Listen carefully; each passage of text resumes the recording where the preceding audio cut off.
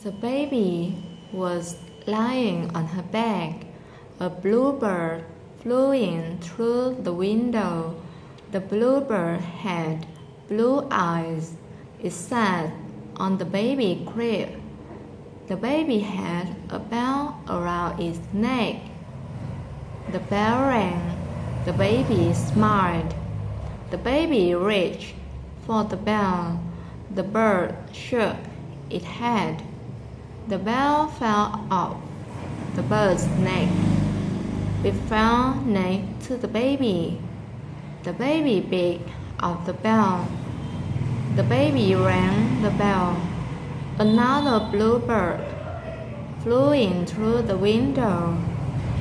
This bluebird also had blue eyes. The baby had brown eyes.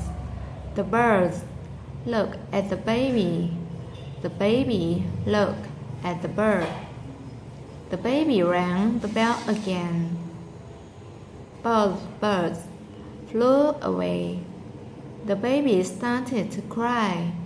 His mama came into the room. The baby smiled. Mama saw around.